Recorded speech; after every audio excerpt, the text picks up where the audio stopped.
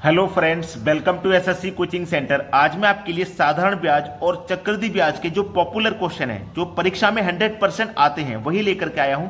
तो चलिए स्टार्ट करते हैं। पहला सवाल, 6500 रुपए पर 10% वार्षिक दर से 3 वर्ष का साधारण ब्याज कितना होगा। आसान है। बच्चे बोलेंगे सर आप इंपॉर्टेंट पॉपुलर बता रहे थे, ये तो आप आसान क्वेश्चन लेकर के आगे। साधारण ब्याज का जो फॉर्मूला है, सिंपल इंटरेस्ट बराबर पी आर टी बटे 100, यही तो फॉर्मूला है। ठीक है। दूसरी बात, इसमें 3 वर्ष का साधारण ब्याज कितना है ये पूछा है। सिंपल इंटरेस्ट हमें निकालना है। प्रिंसिपल है 6500 रुपए, रेट है 10% का, टाइम है 3 वर्ष का, लिख लो बटे में 100। P for principal, R for rate, T for time, लिख लिया ना। 0 से 0 गया, ये वाले 0 से 0 गया। सिंपल इंटरेस्ट पूछा था, आसानी से निकल के आ गया। 65 का मल्टीप्लाई 3 से कर दो भाई। 65 का मल्टीप्लाई हम क्या करेंगे, 3 से कर देंगे। तो 65 का मल्टीप्लाई 3 से कर देंगे तो 0 का वो 3 पंजे 15 का 5, कैरी का 1 हो जाएगा। 3 छिंग 18 और कैरी का 1 19। तो ये कितना हो गया हमारा 195।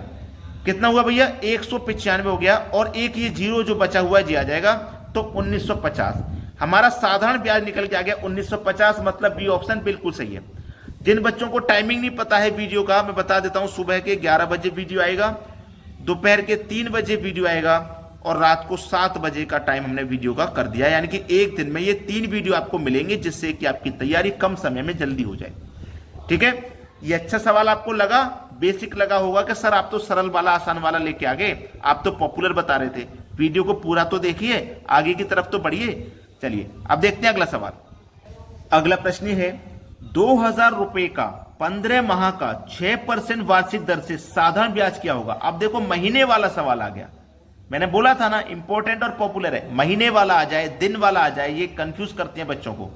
2000 रुपए का 15 महीने का पूछा है। तो सबसे पहले मैं आपको बता दूं, अगर माह दिया जाए, माह मतलब महीना, तो आपको 12 से डिवाइड करना है, क्योंकि एक साल में 12 महीने होते हैं।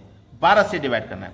अगर प्रश्न में आपको दिन दिया बोल जाए, दिन बोले तो एक साल में कितने वर्ष दिन होते हैं 365, तो वहां पे हम दिन से डिवाइड करते हैं, यानी कि 365 से डिवाइड करते हैं।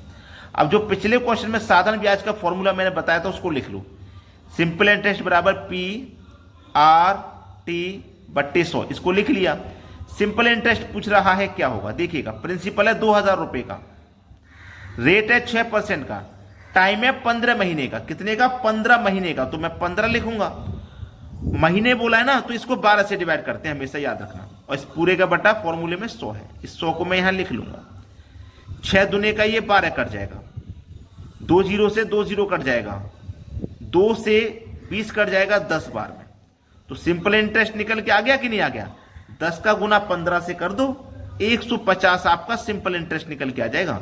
150 मतलब पहला ऑप्शन क्या है आपके सवाल का बिल्कुल सही जवाब। तो ये चीजें क्लियर हैं। अगर महीना बोला जाएगा तो 12 से डिवाइड करना है, दिन बोला जाएगा तो 365 से डिवाइड करना है। चलिए अब देखते हैं अगला सवाल। अगला प्रश्न है, 9000 का 7% वार्षिक दर से 73 दिन का साधारण ब्याज कितना होगा।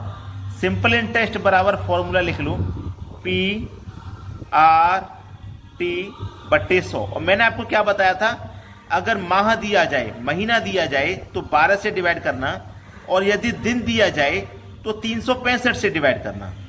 अब हमें तो दिन दिए गए यहाँ पे 73, तो मैं 365 से डिवाइड करूंगा।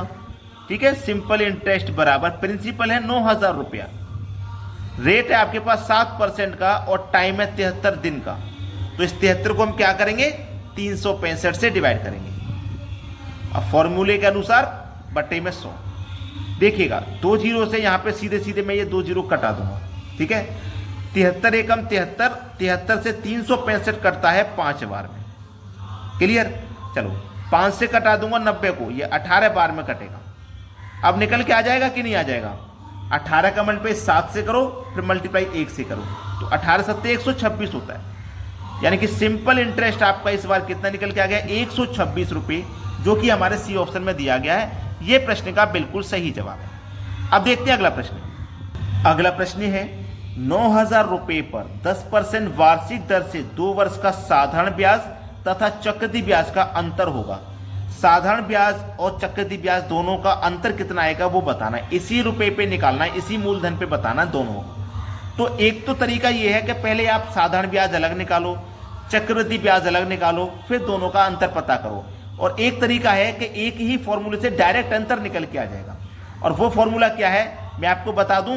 ये प्रश्न या तो 2 वर्ष के लिए आता है एग्जाम में या फिर 3 वर्ष के लिए आता है। तो 2 वर्ष के लिए अगर 2 वर्ष के लिए आएगा तो आपको क्या करना है, जो मैं लिखवा रहा हूं उसे लिख लेना है। Difference equal to P R का स्क्वायर बटे में 100 का स्क्वायर। ये फॉर्मूला अगर आप नोट कर लेते हैं तो 2 वर्ष का डायरेक्टली अंतर निकल के आ जाएगा साधारण ब्याज और चक्रवृद्धि ब्याज का। डिफरेंस ही तो निकालना है, डिफरेंस बराबर पी फॉर प्रिंसिपल रख दीजिए 9000, ठीक है 9000, P for principal 9000। R for rate कितना है 10, तो 10 का क्या करोगे आप स्क्वायर कर दोगे तो सीधा सीधा 100 हो जाएगा। बटे में कितना है 100 का स्क्वायर, ये 100 का स्क्वायर है दोस्तों फॉर्मूले में, पी आर का स्क्वायर बटे में 100 का स्क्वायर। तो 100 का स्क्वायर करोगे तो 10,000 हो जाएगा। बस सवाल को कटा लो, 2 जीरो से यहां मैं ये 2 जीरो कटा देता हूं और 2 जीरो से ये वाले 2 जीरो कटा देता हूं। डिफरेंस आपके पास कितना निकल के आया, डिफरेंस कितना है भाई, डिफरेंस है 90 रुपए का। ये आपके सवाल का बिल्कुल सही जवाब है 90 रुपए। बी ऑप्शन प्रश्न का बिल्कुल सही जवाब। 2 वर्ष का डायरेक्टली अंतर निकाल लोगे आप। आपको ऐसा नहीं करना कि साधारण ब्याज पहले निकालें फिर चक्रवृद्धि ब्याज निकालें फिर उनका अंतर पता करें, ऐसा नहीं करना है आपको। अब देखते हैं अगला सवाल। अगला प्रश्न है 12,000 रुपए पर 2 वर्ष का साधारण ब्याज तथा चक्रवृद्धि ब्याज का अंतर 30 रुपए है, तो ब्याज की वार्षिक दर कितनी है। अच्छा सवाल है। अब यहां पे ना अंतर दिया गया है आपको, यहां पे आपको अंतर दिया गया है। पूछा क्या है, दर पूछी है, जो कि बहुत मुश्किल से निकल पाती है। यह सवाल इतना इंपॉर्टेंट है कि जो बच्चे इसको नहीं कर पाते हैं इसकी इंपॉर्टेंस वही समझते हैं। जब दर निकालने वाला सवाल आ जाता है ना तो बहुत मुश्किल हो जाता है प्रश्न को करना, ठीक है, बहुत मुश्किल। देखिएगा इसको करेंगे कैसे, आपको दर निकालना है, ठीक है ना, रेट निकालना, दर निकालना है। तो डिफरेंस इनटू 10,000, ठीक है, बटे में क्या लिखना है मूलधन, बस इसको याद रखना है और पूरे के ऊपर स्क्वायर रूट का साइन लगा देना। अब दर निकालिए, डिफरेंस कितने का है 30 रुपए का, तो 30 लिखेंगे, इनटू कितना करना है 10,000 करना है, बटे में मूलधन लिखना है, मूलधन आपका 12,000 है, ठीक है 12,000 है। अब पूरे के ऊपर स्क्वायर रूट का साइन लगाना है, ये प्रश्न है। अब सीधा सीधा 1 2 3 जीरो से 1 2 3 जीरो तो यहां मैं कटा ही दूंगा, इसमें कोई फर्क नहीं है, आसानी से ये कट जाएगा, ठीक है। और 30 का गुना 10 से हो जाएगा तो ये 300 हो जाएगा। कितना हो जाएगा ये हो जाएगा 300, और बटे में कितना आ जाएगा 12। भाई 30 का पे 10 से किया तो 300, बटे में कितना आ गया 12। अब 12 से मैं 300 में जब डिवाइड दूंगा तो ये 25 बार में डिवाइड हो जाएगा। मतलब हमारे पास दर बराबर, ये स्क्वायर रूट आए ना इसके ऊपर 25, पूरे के ऊपर स्क्वायर रूट, देखिएगा इसको मैंने कटा दिया 3 जीरो से 3 जीरो, 30 का गुना 10 से किया 300, 300 में 12 से डिवाइड किया 25 बार में कट गया, लेकिन 25 पूरे के ऊपर स्क्वायर रूट आएगा कि नहीं आएगा, तो स्क्वायर रूट वही लगाया गया है। अब दर कितनी हो गई, 25 का स्क्वायर रूट कितना होता है 5, तो जो दर है वो है 5% की, यानी कि बी ऑप्शन है सवाल का बिल्कुल सही जवाब। अब देखते हैं अगला क्वेश्चन। अगला प्रश्न है 15,000 रुपए पर 2 वर्षों के साधारण तथा चक्रवृद्धि ब्याज का अंतर 96 रुपए है, तो ब्याज की वार्षिक दर कितनी है, दर बतानी है। तो अब तो दर निकालना आपके लिए आसान हो गया, डिफरेंस इनटू 10,000 बटे में मूलधन, ठीक है, बटे में मूलधन। अब तो आपको आसान हो गया दर निकालना। चलिए दर बराबर डिफरेंस कितने का है 96 रुपए का है, इनटू 10,000, मूलधन कितना है 15,000, पूरे के ऊपर स्क्वायर रूट का साइन, 1 2 3 जीरो से आपके 1 2 3 जीरो ये कट जाएंगे, ठीक है। अब देखो 960 हो जाएगा, यानी कि 96 का मल्टीप्लाई अगर मैं 10 से करता हूं तो ये 960 हो जाएगा, बटे में कितना है 15 है, तो यही तो आ जाएगा, पूरे के ऊपर स्क्वायर रूट का साइन है। अब 15 से अगर मैं इसको कटाऊं तो ये 64 बार में कटेगा, 15 छिक्के 90, 6 बचेगा 60, 15 चौके 60, 64 बार में कट गया। तो दर बराबर कितना 64, और पूरे के ऊपर स्क्वायर रूट का साइन भी तो चल रहा है भाई, ये तो स्क्वायर रूट में आएगा 64। तो आप 64 का जब स्क्वायर रूट करोगे तो कितना निकल के आ जाएगा 8, यानी कि जो दर है वो 8% की है। पहला ऑप्शन हो जाएगा सवाल का बिल्कुल सही आंसर।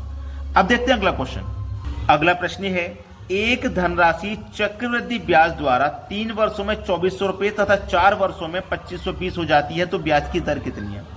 देखिएगा 3 वर्ष में कितनी हो गई थी राशि 2400 रुपये, है ना। और 4 वर्ष में राशि वो कितनी हो गई थी? 2520 रुपये।